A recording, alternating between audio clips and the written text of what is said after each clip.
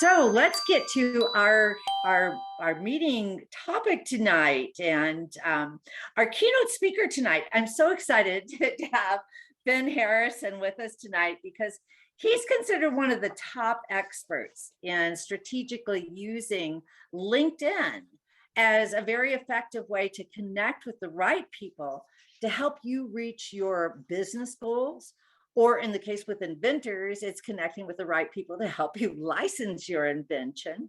In fact, he even co-authored a book entitled Licensing Ideas Using LinkedIn, which isn't available on Amazon. And a little bit more about Ben, and then I'll turn it over to Ben. But I want to tell you some things that he may not tell you. So I'm going to kind of shine the light on him a little bit here. He is a lifelong artist. He's a musician, entrepreneur, obviously, and product developer, and he is a writer. And one of the things that a lot of people don't know is he started out in the construction industry. So, when you combine a lot of those inner talents and abilities, which is what he did, he ended up taking, his whole kind of skills that he developed in life, and he designed some very high-end musical instruments for top musicians, and several Grammy Award winners. So anyway, I don't know that Ben will talk about that tonight. However, that's something that I would like to talk to him about later anyway, because it's so interesting what he did. So while producing and venturing, these instruments, Ben learned about licensing from his mentor, Stephen Key from InventRight. And he worked through all the obstacles, and many of us know there's a lot of obstacles. And in the process, he really honed in and mastered how to strategically use LinkedIn to achieve his licensing goals. So, and then he created actually a very unique online program called Smart Pitch for InventRight, where he teaches and guides students in learning the art of using LinkedIn to get their ideas, to the right companies. So we're very honored to have Ben as our speaker tonight. And let's see, here we go. I'm going to actually, Ben, I'm going to spotlight you. There you go. And thank you very much for being here. I'm going to kind of just turn the floor over to you, Ben. Hey, thanks for having me. And sorry if my video is grainy, guys. I'm in an RV right now. I'm doing my best to get as good a lighting as I can. So I apologize if it's a little grainy. One thing that I want to say before I get started is Laura was one of the first people, one of the first presidents of an inventors group to have me on. And this is my second time coming to the Arizona group. It's the only club that I've done twice. And I just want to say, Laura is such a wonderful person, has been such a wonderful leader for this group. And I just want to thank her for being a shining example of what this industry needs is people that are good people, that take care of people. And so thank you for all that you've done, Laura, and inviting me in and in taking care of your group there, because I know they all love you too. I know they all feel the same way. Well, thank you, Ben. That was really nice. You just made my week. Thank you. Well, hey, yeah, but that was until you went and just gave away half of the beginning of my keynote by giving my whole pass. So now I'm turning on you. Now I feel different.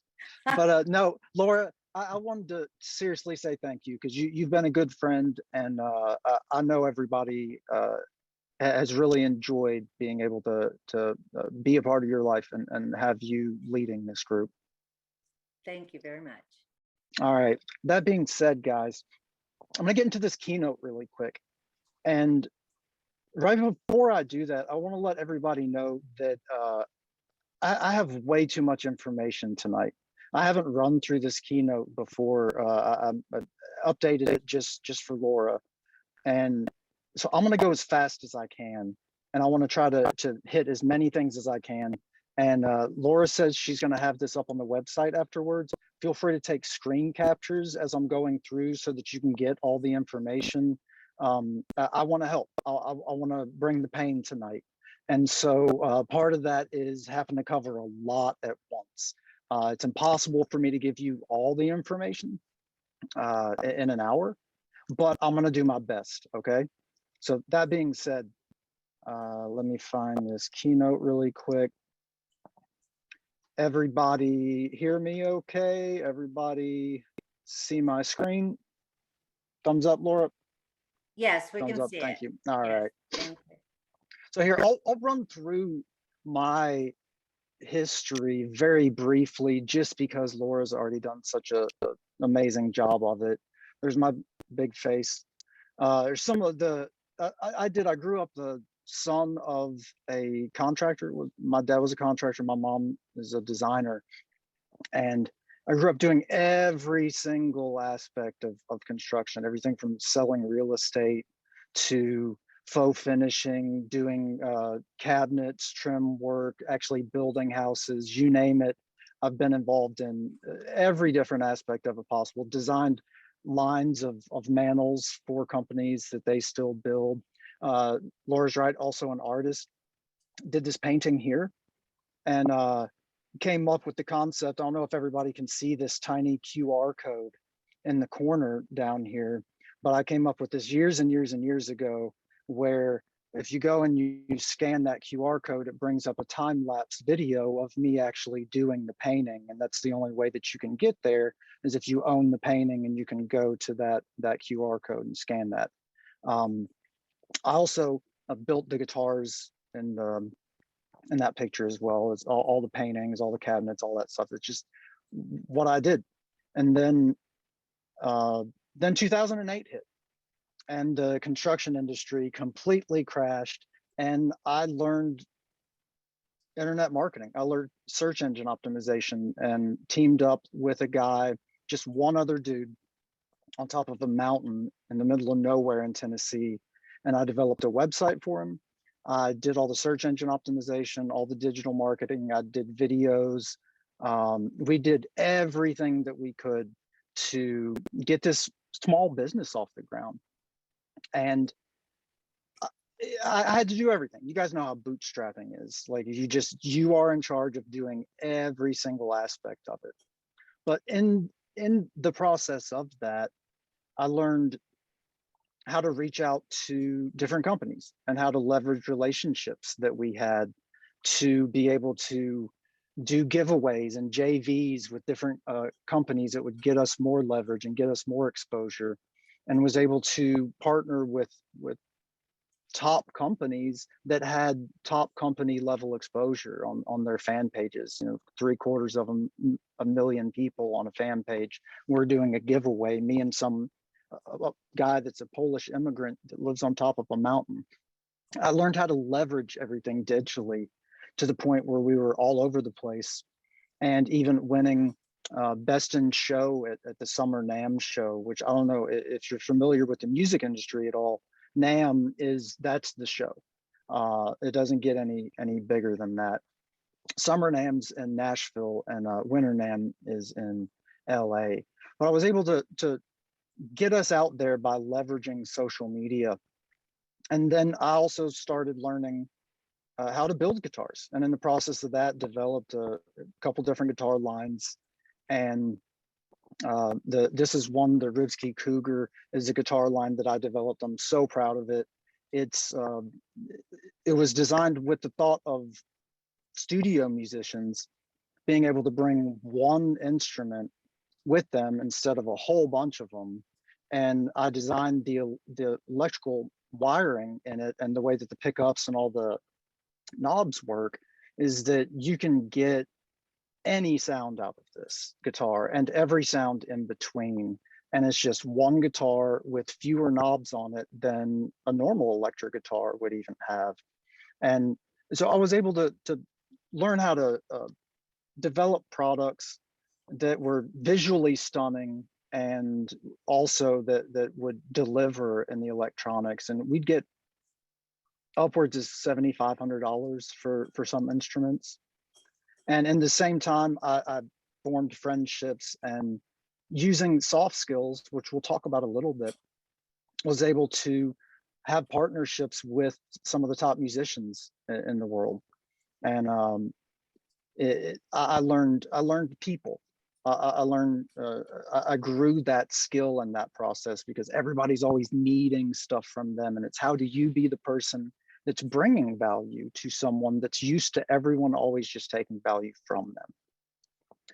So, like Laura was saying, as I was still producing those instruments, I ended up coming up with a concept that I wanted to license, that meant that I had to get in touch with extremely difficult companies to get in touch with. Whenever I developed a system to do it, and started excelling at that, Stephen and Andrew at InventRight asked me to start doing webinars for them. And then that turned into me doing a program where now we have inventors that meet from all over the world, and we all get together and we talk about this stuff. We talk about outreach. We talk about how to get in anywhere. And wrote a book, blah, blah, blah. Yeah. So about a year and a half ago, my partner Heather and I and our dog Olivia sold our place back in Nashville. We've been on the road, and this RV, that's what I'm sitting in right now, guys. We've been traveling, and I've been doing these meetings and getting to know the inventor community more and more. And I will second what Laura was saying. I don't know if it's just specific to Arizona, but the inventing community is a wonderful community, and plug yourself in as much as you can.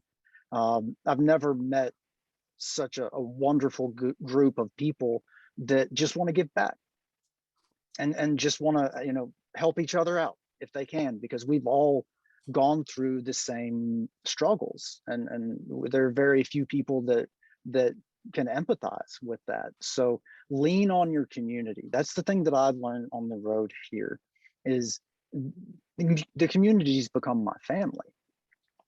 And so I know what you're thinking at this point. You're thinking, all right, Ben, you're a guy that's used social media for business. You've done video content. You've built a business that way. Now you're saying that you're on the road, you're traveling, no doubt seeing all these cool places. All right, we're expecting the pitch. Where's your YouTube channel? Where's the Facebook channel with all your traveling adventures on it? I know you're waiting on it, but the truth is, guys, you're not going to see it. You're not going to see Ben's traveling YouTube channel. You're not going to see my adventures on Facebook. And the reason for that is because I don't like social media. I don't like Facebook. Not a big fan of Twitter. LinkedIn is definitely my favorite of the social media outlets, but I look at social media different, guys. To me, business isn't about likes. It's not about vacations or bikini pics or what I'm had for brunch. It's about building relationships. And why I use LinkedIn, why I preach it, is not because I'm a influencer. It's not because I'm somebody that loves putting themselves out there. It's not, I don't feed off of this energy. I get nervous before coming and doing talks. I'm not somebody that craves that. But LinkedIn truly allows you the easiest path to building those important business relationships, to help you connect the dots the same way that we did back in the day with our music company. And so whenever I built Smart Pitch, that was my goal, was to empower entrepreneurs to utilize social media without having to devote their life to becoming influencers. Because if that's what it took, I couldn't do it either. I'm not going to just sit and create content all the time in order to try to for every idea that I come up with. It just doesn't make sense. It's not a good business plan. So another way that I like to look at it too is I like to look at Smart Pitch as how to use soft skills to leverage social media as a tool without becoming one in the process. Because a lot of people struggle with that. You're either all in, you're all out. And one of the things I don't like about social media is people uh, get into this whole machine of needing attention and needing to the affirmation, the dopamine release from the like. It's not necessarily a healthy thing for everybody, in my opinion. So that's been my goal this whole time, is to have a social program, kind of like George's dad, Festivus for the rest of us. That's what I tried to do. Here's the program for the rest of us. The people that aren't the 5% of outliers that are actually going to dedicate their lives to putting themselves out there and hopefully getting, catching fish that way. So Smart Pitch was built for the other 95% of us in mind, with strategies that work for everybody, not just influencers or content creators. And that brings me to, George, don't cough in my ear. I'm muting you, George. You had that one coming. But it brings me to my first misconception that people have of LinkedIn. And that's that you have to be an influencer. You have to create content, go viral, be an influencer, do all that stuff in order to use LinkedIn. And it's simply not true. Matter of fact, if you are trying to license your ideas, if you do not already have a product that's on the market, it behooves you not to post about it on LinkedIn. You don't want public disclosure. You don't want to just be posting all your ideas out into the ether. It behooves you not to do that as a product developer. It's the opposite of what you need to do. What I teach product developers to do is called direct outreach, right? And it's all about creating a professional profile, connecting with the right people, researching and connecting within those targeted companies that are the ones that you want to get your ideas into, and then submitting marketing material in a way that has you come across as a professional, and then being ready to answer questions and generate serious interest and move this conversation off of social media. Get it onto Zoom, get onto a phone call, get face to face with somebody like this. I would say like we used to do, but I guess this is as close as we get to do is what we used to do. Another LinkedIn misconception that I want to cover really quick before getting into this, something that I've learned teaching this over the last couple of years, is a lot of people think that LinkedIn is just a job search site, and not as much anymore. I don't get this over the last year, especially because LinkedIn's become more and more popular. But LinkedIn has gone from being a job search site to a place where professionals hang out. And this is by design. Microsoft bought the platform for $26 billion 6 years ago now. And in that 6 years, they've gone from another version of Indeed to a professional networking platform where professionals go daily. And that was their goal. That was the problem before, was their daily people that would log in was very low, because how often does somebody need a job? So they had to change that and get people onto the platform more. And so they made it more content related. And they've done an amazing job, because there are over 700 million users, and it's becoming a place that people go to daily. Another misconception about LinkedIn is that you have to pay for premium if you want to use it for business. And that's simply not true either. I don't use a business account or a premium account. Every now and then I may take advantage of a free month that they'll offer me, but it's rare. It's been over a year since I've even done that. Most people that I teach, the most successful inventors that I know, most of them don't have a premium account. Some of them will get on for a little bit if they're really hitting something hard, but it's rare and it's not necessary.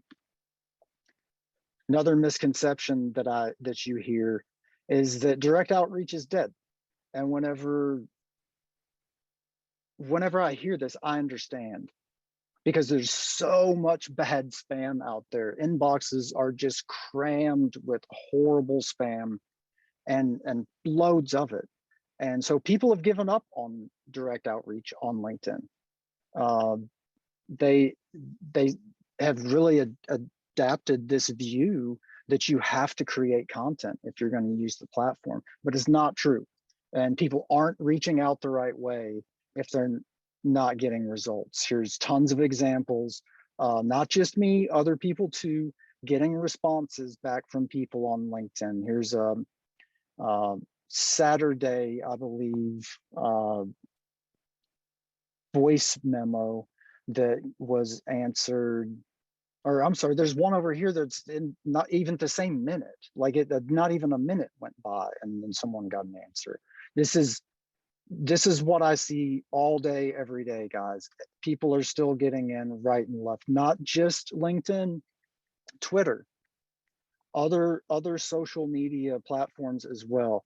If you know how to reach out, if you understand how to treat other people with respect, if you understand how to look at spam and do the opposite, you can get responses on social media platforms. Direct outreach is far from dead. Matter of fact, I'll try to get it to go through this. Sorry, my animation slows me down sometime. I need to speed this bad boy up.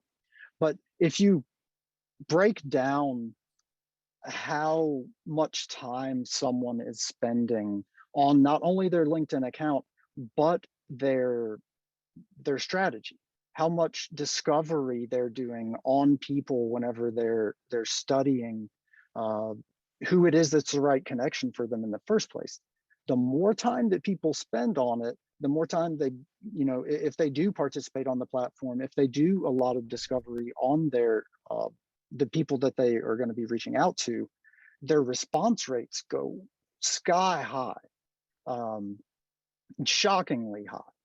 And so to say that direct outreach is dead is just not true at all. And it's very effective for licensing, product licensing, getting your ideas into places, but it's even more effective, in my opinion, outside of product licensing.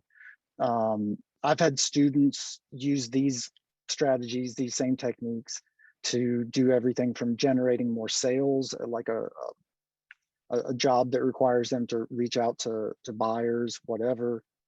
Or I had a guy that, got his dream job of writing for a specific magazine just by following the just simple steps of giving people respect in the way that you reach out to them. Why LinkedIn is so important for inventors. Trade shows, they're just now coming back in. Really happy to hear about that. I love trade shows. Getting to see my fellow creatives face to face is a joy for me. There's nothing like it. It's right now, it's harder than ever to get people to answer the phone. Robocalling has ruined the sound of the phone ring for most people. We're living in a time where there are more robocalls than there are actual calls made. That we've crossed that threshold where there's more robots making calls than there are human beings. Companies are really hungry for great ideas, but you have to approach them professionally, and it's getting harder and harder to do on the phone. Main benefits of LinkedIn is it's where the decision makers are. A lot of people that are decision makers and a lot of executives spend time on the platform. So it's key to be there. It's how you reach people. LinkedIn direct messages don't produce the same fear that's associated with making phone calls. They're more effective, and it provides you the ability to control how you're perceived in a way that phone calls don't. And they can, unlike phone calls, they can be done any time of the day. It's great for busy people. We were having a conversation yesterday on the Smart Pitch meeting where Stephen and Dana Knowles were talking about a recent win where she had reached out to somebody at 11:40 at night, and they messaged her back at like 11:35, and it was a like a major contact for a huge box store. Like you do not, people are always on their phones on apps, but getting someone on the phone is an actual phone call at 11 o'clock at night, something like that. Good luck. So it can be done anytime, great for busy people, great for overcoming time zone or work hour difficulties, because you can do it from your phone. You can sneak it in, you can sneak in a couple of messages while nobody's looking, different than actually getting on the phone and knocking out a cold call list. It provides you the opportunity to make effortless connections with key players within targeted companies. We're talking about how phone calls are becoming more and more of a warm lead tool in today's digital age. Everybody knows this stuff is true. This is something that Laura and I were talking about whenever she reached out to me. Is she said, hey, 2 years whenever you came here and we're talking about this, it was difficult to convince people that they needed to learn this. Nobody wanted to go through the trouble to learn it, but now it's a completely different story. More and more people are understand how important it is to be able to get into places without being able to go to trade shows or use cold call, because you can't anymore. So it is critical to learn this. So your keys to success, big zoomed out view, is you want to make it easy for people to want to work with you, and you want your profile to do that for you. You want your profile to make it easy to say yes to you. Consider that people are going to be handing you off to somebody else in their company more than likely. And the more professional that you can come across in your approach, with your profile being the foundation of that, the easier saying yes is going to be. It's very important to reach out in a way that shows both respect for the person that you're reaching out to and that you're not crazy. It's key as well to find a cheerleader, find a person that is excited about your product, a person that wants to see this go forward and is going to be willing to help you champion it. And another thing that is absolutely critical, something that I've struggled with because I hate being bothered, but you have to learn to follow up in a professional timeline and to make things easy on people by not letting things go so long that it gets awkward. Following up is critical, and we're going to go over that just a little bit later. It's also very important that you participate on the platform in a way that makes you look appealing to someone that would want to do business with you.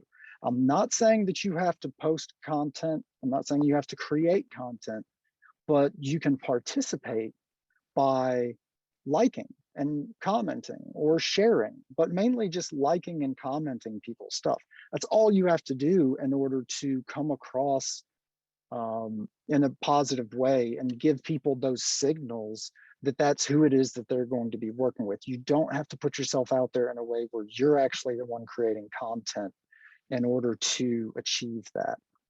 And I want to remind everybody in this to do your research and be prepared for questions, and to be confident in moving forward and be cool and be an asset to people, and to keep that frame of mind when you're reaching out to people. Don't one of my good friends that I've made in teaching the class and in going through this, we're actually working on a project now together. His name's Warren Wilson. He's the inventor of Better Blocks, which was a product that was very, very popular. And that's something that we talk about a lot. Is it's important to have the right mind frame. Warren says he hates the term hit list for reaching out to people, because he's like, in his Australian accent, he says it. He's like, I feel like I'm an assassin if I've got a hit list. He's like, that's not what I have. I've got an opportunity of a bunch of people that I may want to do business with, not a bunch of people that I need to off for money. So keep the right mindset, keep the right headspace in this, because reaching out's difficult and it's going to test you. It's going to be frustrating, but don't look at it, everybody as a mark. Look at everybody as an opportunity and try to be an asset to them in that. So what we're going to do really quick, see how we're doing on time. Whoo, man, the boy needs to get rolling. So we're going to talk really quick about creating a professional profile, connecting with people, and we're going to talk about just the basics of direct outreach really quick. And I'm gonna smoke through this, and we're gonna you're gonna have to take screenshots and read all of this later if you want to make sure to have everything hit. But the keys to creating an effective LinkedIn profile, we've talked about this a little. You need to think of your profile as a sell sheet for you as a product developer. It needs to sell you as a professional. I like to call it a digital handshake. All the things that you would want to get across to somebody whenever you're meeting them in person, if it's going out for a job, looking for a potential business partner or whatever, you want to do those same things in your profile. You're the product that you're selling on LinkedIn. So you need to set your profile up to pass quick qualification processes that happen on LinkedIn whenever people go to your profile. It's not something that you're going to spend 30 minutes looking at you, but they just want to hit these few key things. So if you take care of that, right, if you have a good looking profile headshot, if you're meeting people professionally where they're at, if you look at the people that you're going to be reaching out to, and then you try to match the professionalism of their profile with yours, it'll give you a really good target. That's what you need to do on your profile picture, your background picture, your headline, all of that. Try to meet people professionally where they're at. And we talked about this, think of from connections perspective.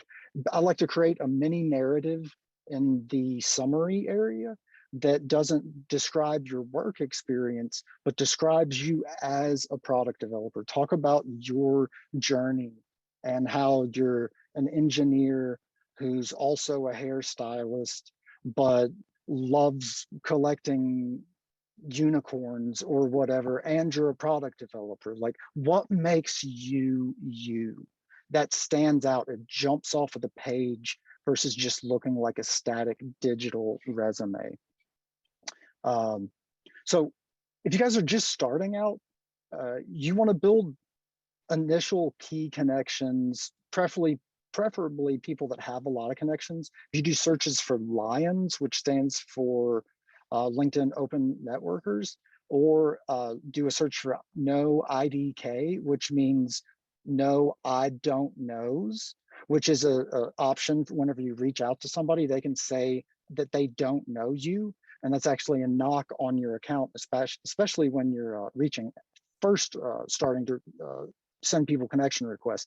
So if you specifically look for people that are obviously open to networking at the beginning, you're going to have a quicker time building your base of connections. So look for Lions, look for people that have no IDK in their headline as well.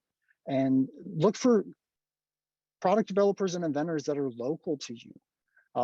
It's a great excuse to connect with somebody. You should be doing this. You want to see what's going on with them. You want to, it's a wonderful inventing community on LinkedIn. The quicker that you can get plugged into that, the better. So as far as who I want to connect with within companies, say I do research, I figure out the companies that I want to try to get my ideas into. Who are the first connections that I'm going to try to make within those companies? Who are the people that are my preference whenever I'm reaching out? And I start with people in marketing and sales, and then I'll go maybe to product development. We've been talking recently, buyers are another place that you can go if you're wanting to do some pull through marketing, if you're wanting to try to generate some demand. But I start out with marketing and sales. And the reason that I do that is they're a lot quicker to see the benefit in an idea and get excited about it than a engineer is, or somebody in product development. Not that I don't like engineers, but they tend to see, they think in problems and fixes and math and how's this actually going to work? But people in marketing and sales just get excited if they think they can sell something. If they can get more commission because of this new thing, they're excited. If you reach out and give a marketing manager a great sell sheet with a product on it, an amazing video, and they see the benefit, they see how easy it's going to be to market, they're on your side. And there's a lot of things there. You can gain a lot of momentum with people that don't have to actually accomplish the task of making this happen before you start to hit those walls, because you're eventually going to hit them. People are going to have price issues, manufacturing issues, whatever. That's a good way to kill some momentum at the very beginning. But if you're reaching out to people that don't have to figure that out and just have the end product in their head, they just have the sales of it, they just have the marketing in their head, they're a lot more receptive and positive whenever you're pitching them something because of their responsibility load. It's just because of their role. But reach out to anybody. I like to start there, but you don't get to pick who's going to help you. And that's why you just need to connect with as many people as you can within these companies and reach out, and don't have expectations. You don't get to choose who's going to be helpful to you. So keys to effective direct outreach is, number one, act like you're supposed to be there.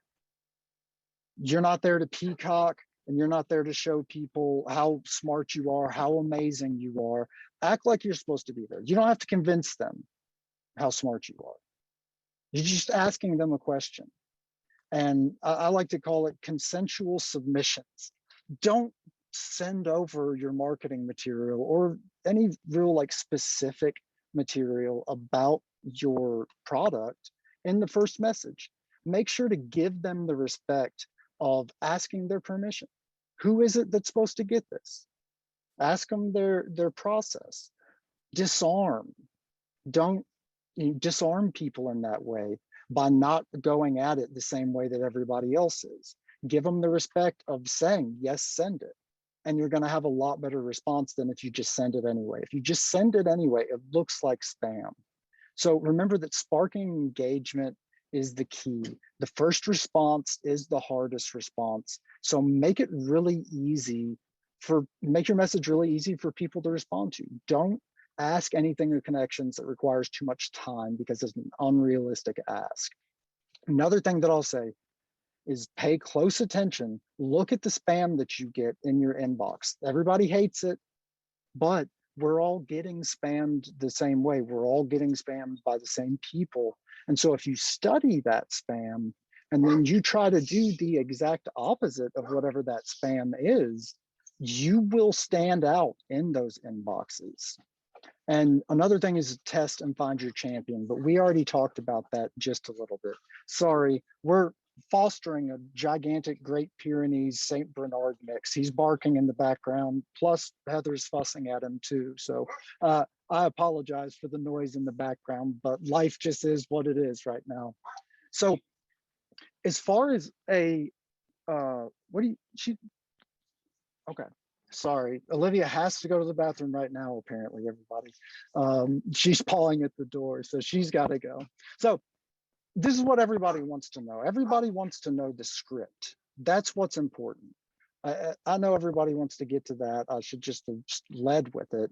But as far as having a effective script on LinkedIn, it's this easy, guys. It's as easy as saying, hey, Susan, I'm sure it's not your department, disarming.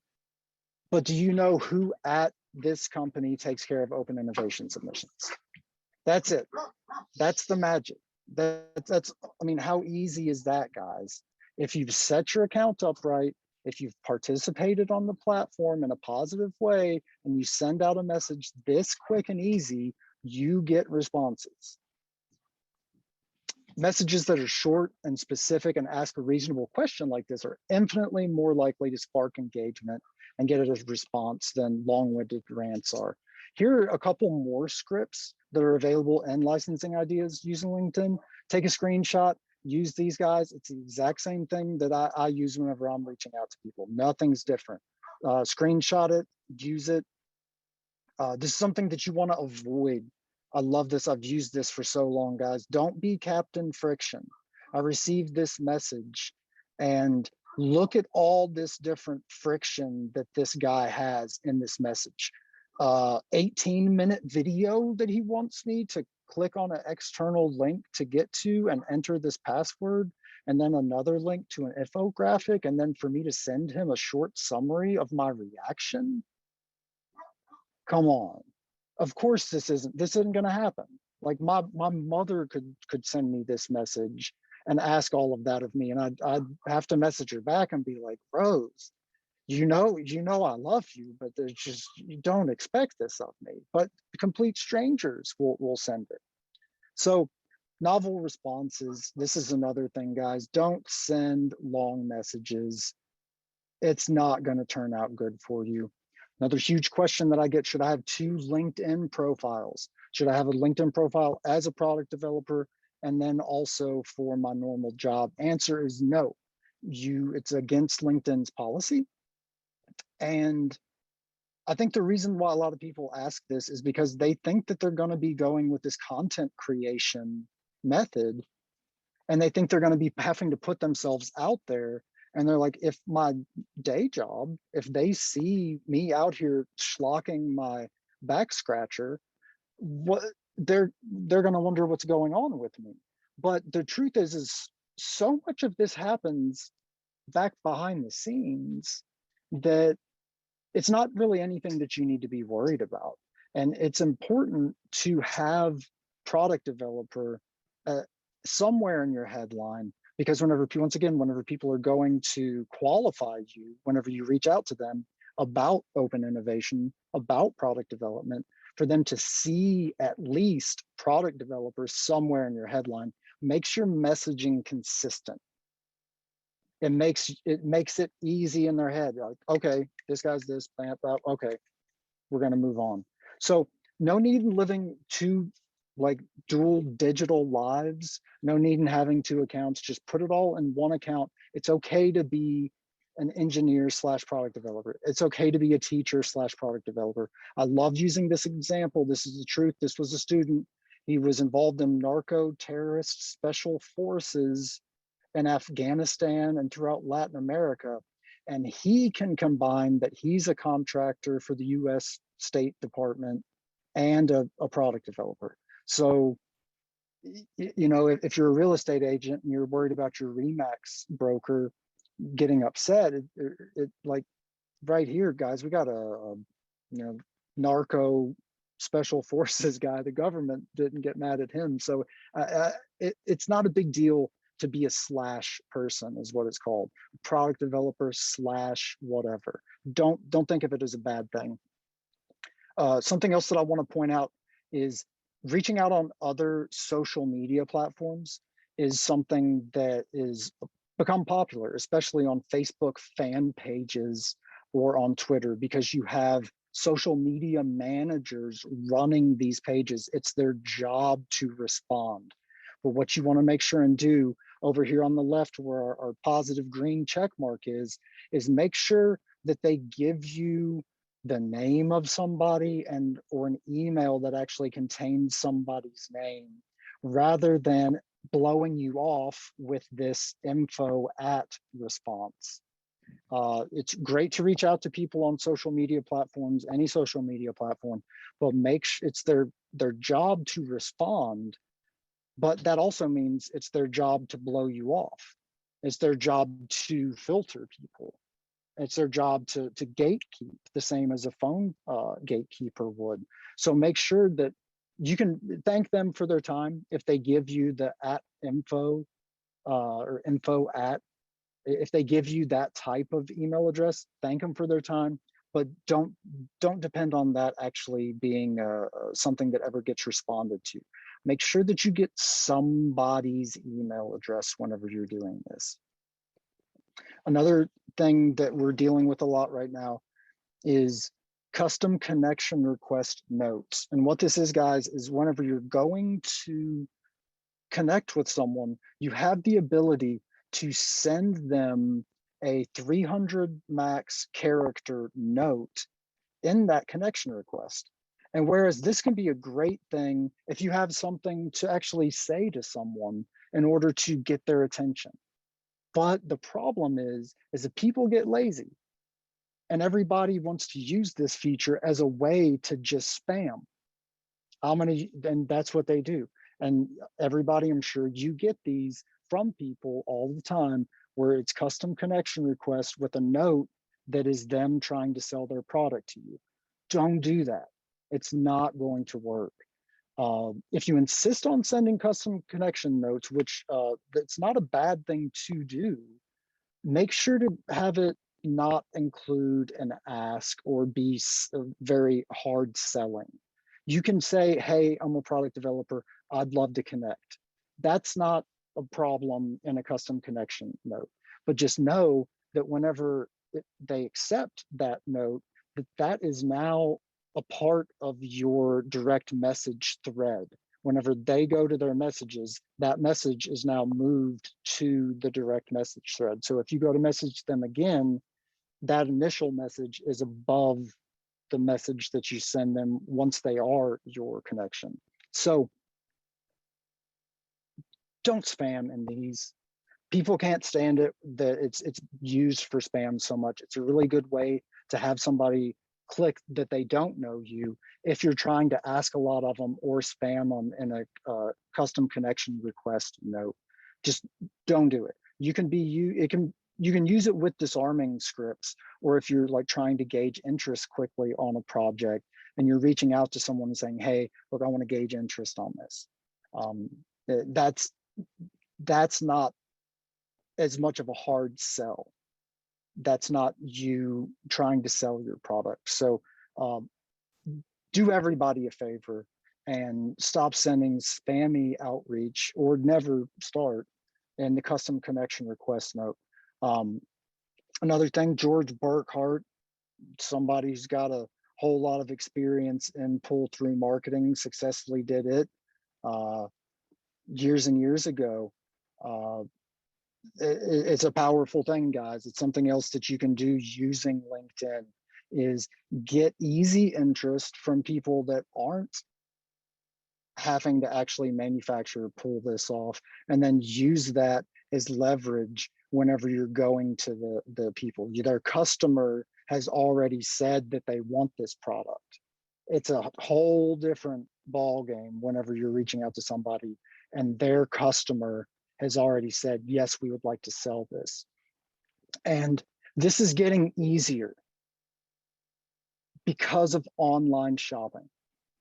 I've reached out with a hardware project that I'm working on. I've reached out and had somebody at, I'll just say it, it was at a Tractor Supply company. One of their marketing managers was, they saw this product. I sent to them trying to gauge interest and see if this is something that's going to have legs. And they instantly were like, hey, we'll throw it up on the website. It's like, well, it's not a product yet. You know, I don't have it. They're asking me if I can fulfill orders.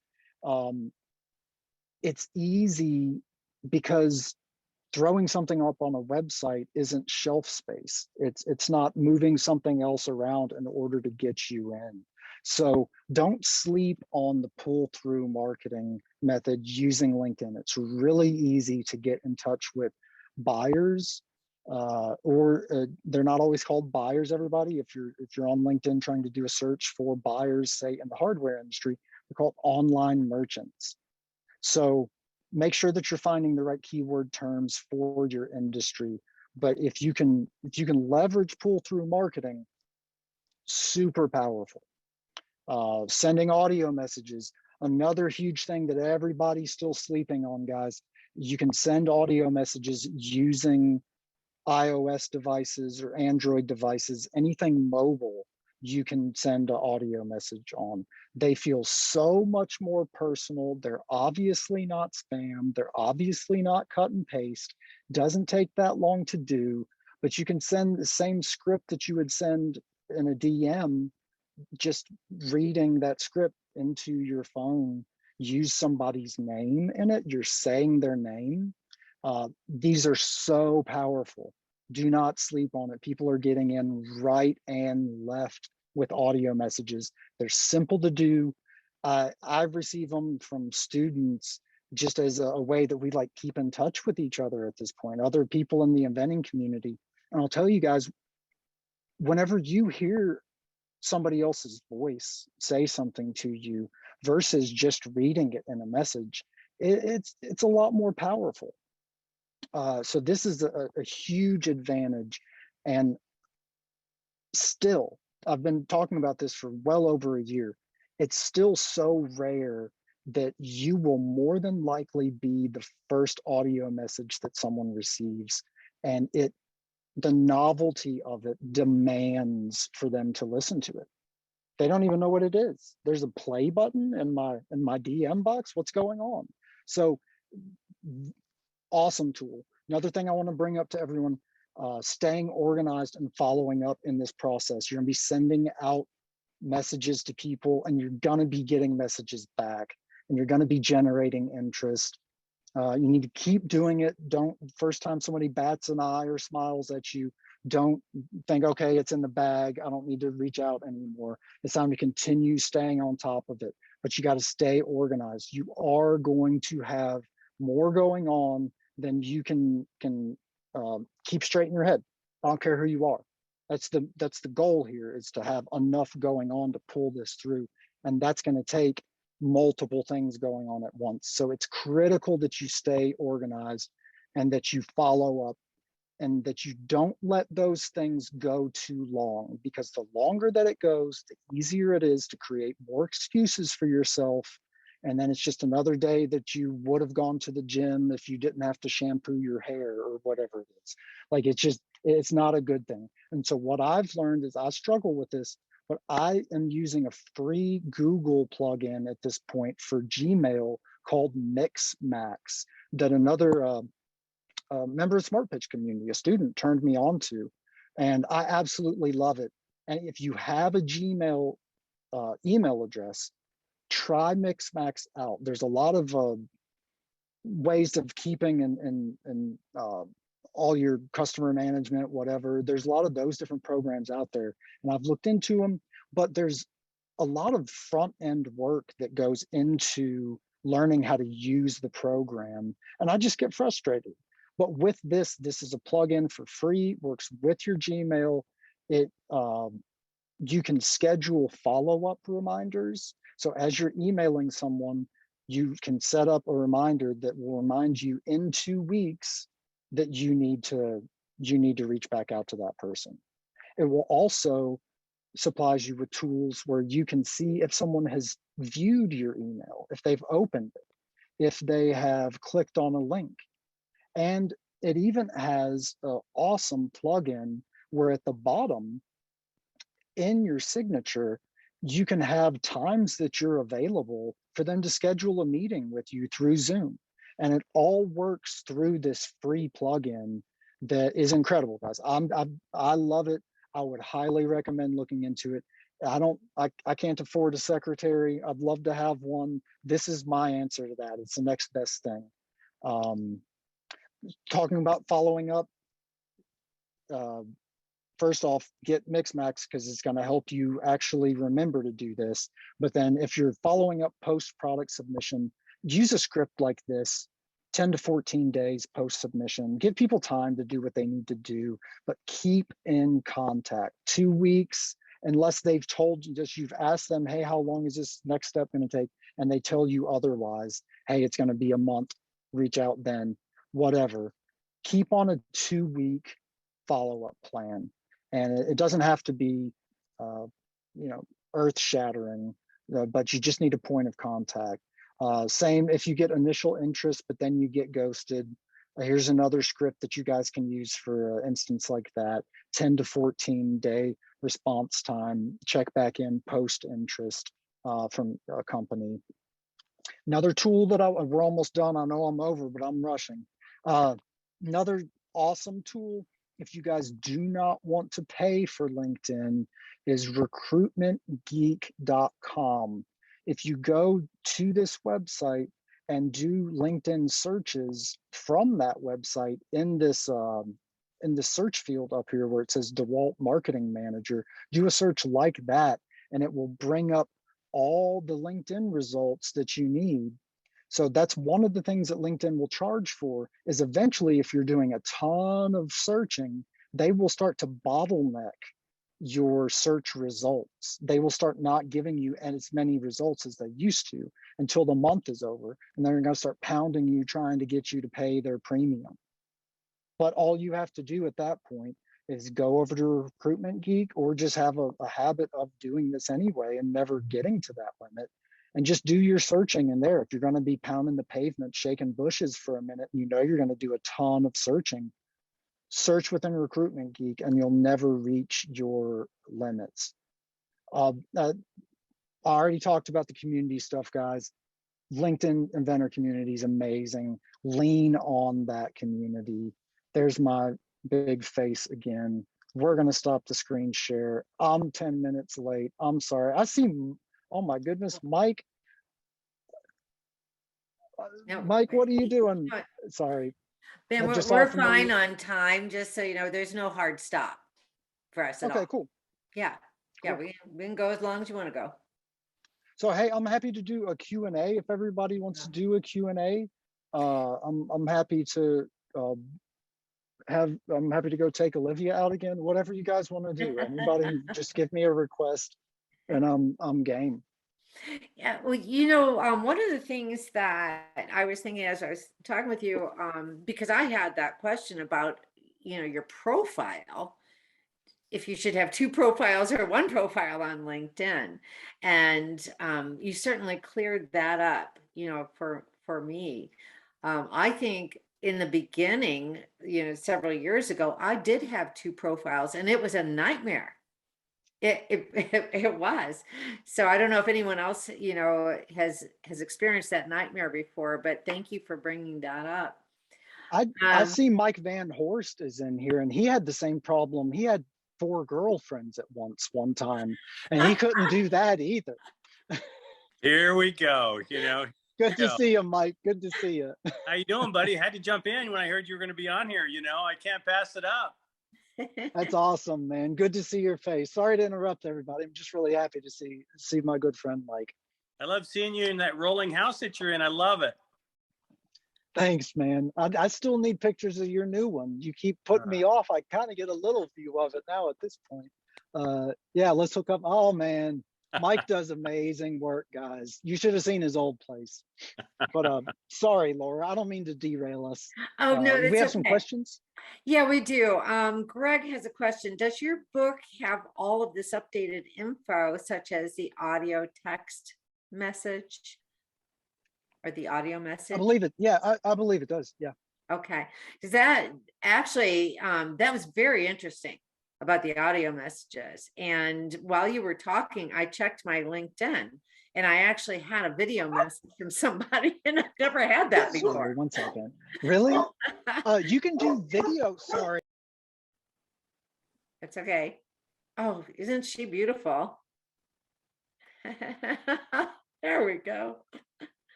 I think we Sorry, I lost. apologize. Okay. No, I apologize. I muted it because it gets so loud in here, guys. We tried to do a good thing, and we've been suffering the consequences ever since. But you can send video messages as well. I don't know if anybody has done that yet. But it's another thing. If you've got somebody that you really want to get into, if you've got somebody that you really, hey, sweetheart, it's okay, I know. Audio message that person individually, Yeah. or even do a video message for them if that's something that you're comfortable with. If you're like Mike, who's made for the silver screen and you just shine on camera, do that. You will get insane, like an insanely high response rate by personalizing things more so. I'm going to be expecting an audio message from you, Laura. I want you to send me your first one, okay? Okay. All right. Okay, we have another question here. Is it important to connect or just send a message to a prospective contact? So I like to connect. Everybody can go about it their own way. I don't think that there's a right and a wrong answer. I think that is there are there are ways that feel less spammy to people, and there are ways that feel more spammy to people. And for me, I prefer to connect with people and then to message them after I've had at least a couple of days in between that. I'd love for them to forget that we connected by the time that I message them. But that's not always, you can't always do it that way. Uh, Depending on where you're at in your project, whenever you start connecting with people, you may have to speed that process up some. So there's not really a right or a wrong. I prefer to connect because, first off, if I've connected with them, then that's now a first degree connection of mine. Their connections become my connection, my second degree connections. And if I'm doing that within companies, then all of a sudden I connect with one person within a company, and then all the other people in that company become available for me to connect with them as well. So as a way of building out my network, I prefer to connect before I send a message. And I also think that if you're sending connection request notes to people, that's fine. But like I said before, just don't sell in it. Like, that's the main thing that I want to tell everybody is if you can't connect with people, if you have to send in-mail messages, which are a premium thing that you can do, that is often, comes across as spam, or you want to blow somebody up in a connection request note, if you don't know them and you're just specifically trying to push business on them in that way, you're not gonna make as many friends. And so that's why I prefer to connect with people before that. And I had another really good point, but I rambled myself out of it, so I apologize. It'll come to me in just a second. But yeah. Sorry, you got any more questions? So I Yeah, know that answer will hit me as soon as. sure, there's more questions coming up. One thing, let's see, Keith would like you to tell us a little bit more about what's in your book, your licensing I'll, ideas I'll, using LinkedIn. so the cool thing about the book is, and okay, let's break it down really quick, guys. I'm just one man. I'm not Mike. I can't keep the masses happy. I'm just one man. I can only do what I can do. And so the beauty of Smart Pitch as a program and the beauty of licensing ideas using LinkedIn as a book is that it's a community book. It's not just all about me, as much as I'd like it for it to be that way, and Laura would. It's something that I co-wrote with Stephen, and it was my goal in it to have it be a community book. And so it's not just our stories, it's stories from the inventing community. And they're all included in the book. There's a lot of strategy, a lot of stories about how we got to where we are, but then at the same time, it's all the community stories. And you hear from people like April Mitchell and Dana Knowles and Michelle, and I didn't know Mike at the time, or I would have had some Mike advice in there too. But so that's what I really like about the book and about the program, is that it's so much more than if it were just me. If Smart Pitch, if those meetings were just about me, we know there wouldn't be a need to have them as often. But it's everybody coming together as a community, everybody helping out, people showing up that are on every level, from on QVC to had their first idea, are all coming together and respecting each other and helping each other out. And so that's the spirit of what I do. And that comes across in the book, and that comes across in Smart Pitch as a program as well. Okay. Thank you, So Ben. hopefully that helps answer that. Now, for the people that would like to join in on your Smart Pitch, how do they connect with you? How do they get in on that? So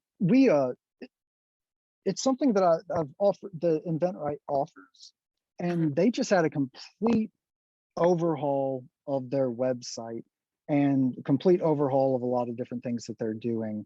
And so right now, to the best of my knowledge, like sitting here talking to you guys, we don't currently have Smart Pitch available as a separate thing, just as its own a la carte program. But what I would say to you guys is anybody that is interested in that, connect with Stephen Key on LinkedIn and ask him why you can't find a link to Smart Pitch on their website and how bad you want it. And that would be my advice to you. So so right now it's offered with Stephen's we're with InventRight's program, and we've had it in the past where it's a la carte as well. It's something that you can get, as well as programs that give you a bunch of all the companies that participate in open innovation. But just as a technicality, Laura, that's not something that they outside of being a member can Okay. access until the people rise up with pitchforks and torches and scale Casa de Key. Do the pull through marketing, huh? make demands. There you go. Okay, everybody heard it. So, okay, we have another question. We have several questions here, Ben. Okay, Greg wants to know, okay, listen carefully to this. Do you ever outsource your outreach contact work to be time effective? I don't, because I don't trust anybody. But I work on all my cars. I'm gonna be under the RV here in a little bit, next couple of days. It's just who I am. I'm a firm believer that if you want to be successful, you can't, there's certain things that you can't hand off to people and that you can't trust people to do. And Laura, you talked about I don't know if we're even allowed to say invention submission companies. I don't know. I may get sued even mentioning it. But that's the thing about all that. That's what everybody wants. Just everybody wants someone to do that for them. But in my personal experience and in watching other people go through the same process, it's, in my opinion, it's best to learn this so you can be hands-on with it, because it's not something that you want someone else doing. You're picking a partner, and you need to know what that give and take from them is like. You need to know from the rip, are they going to respect you? Are they going to get back to you? Is this something that they want to be involved in? And those are things that you can only pick up on if you're involved in the process. And so to hand that off, that's like having somebody else pick a wife for you, or pick a partner for you. That's a lot of responsibility to have. There are cultures that do it, but that's I'm not willing to give up that control, and I don't think that other people should either. Okay, thank you. We have Julia on, who's a new InventRight student. There you go. What's up, Julia? She got your book and it just arrived yesterday, and she said she can't wait to dive into it. So that's awesome to hear. Yeah, it's so weird, guys. I'm sorry, but like when I went to write that book, I had never written a book. I didn't consider myself an author. I still don't. It was something Stephen and I talked about. I said, I'm not an author. He's like, yeah, sure you are. It's like, all right, I guess we're just gonna go. So it's still like very weird for me to hear somebody getting the book and sitting down and diving into it. It's still exciting. So thank you for that, Julia. Okay, we have a lot of people are saying thank you very much, Benjamin, for your insights. They really enjoyed the presentation.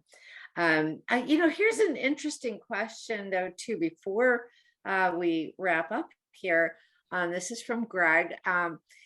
It looks like he's got an interesting, unique situation where he was wondering about the profile, on LinkedIn, as you said, to have a single profile. But his employer has an IP agreement that they have to sign, that they're concerned. He's kind of concerned that they may want to claim his IP on the basis that it relates, to something they have an interest in. Sounds So, like a legal guys, question, but yeah, I know I'm dressed up like a lawyer, but I'm not one. I you know play I one on look like TV, one. huh? Yeah. So I would say this: I can't, in good conscience, give anyone advice that could potentially cause them to have trouble with their financial well-being with their employer. Uh, so that's something that I'd want to make sure of. Uh, I don't know in a scenario like that. Like, once again, it's really important to remember, guys. These are all private messages between you and connections that you make. It's your LinkedIn profile, unless you've signed it away, doesn't belong to your employer. Whenever you move on from that job at some point, which is more and more common for people to do nowadays, very rare for people to stick with the same company for 50 years, because it's very rare for a company to treat them good enough where they want to. So people move around now. That's your profile. That's your IP. So I struggle a little bit with any company that's going to tell you otherwise. But if you've signed an agreement stating that it is, then yeah, I wouldn't want to do anything that could potentially cause issues. But know that you're not doing this stuff out in the open. You're not messaging somebody at a company on a post that they've made and asking something of them. These are private messages in between you and another human being. So the chances of somebody at your work, seeing that, whatever, are low. But once again, I cannot give anybody any advice, nor would I ever want to, that could cause them any financial pitfall. So in a situation like that, you can have a partner that works on something like that with you, and watch it really close. That would be my advice. But I don't want to give like job advice and how to deal with your employer, guys. You don't want that type of advice from me. I'll get you fired real quick. You don't want that. Hey, Dennis, is Smart Pitch available to InventRight graduates, people that have been and now they're not? Yeah, I think they have. I think it's available to Alumni Plus. Last time I checked, so which is not a one-on-one coaching type setup, but it's like you're saying, somebody that has already gone through some one-on-one coaching, already understands all that, and wants to stay plugged into the community and wants to have some kind of accountability in what it is that they're doing still, as a perfect candidate to join up. Once again, message Steven, tell him you've got to have it. Tell him you're coming to Tahoe, forks and torches, and that you got to have it. There But you yeah, go. Okay, well, I think we're coming up here on about 8:30. So we've got I think we're through the questions, too. So I want hey, to thank. I remembered what I was going to say, Oh, Laura, good. about the connection stuff. Okay. Okay, guys, it hit me finally. Another reason why I like connecting with people before I reach out to them is it's a filtering process. If they're not going to connect with me, what are the chances that they're going to respond to a message that I send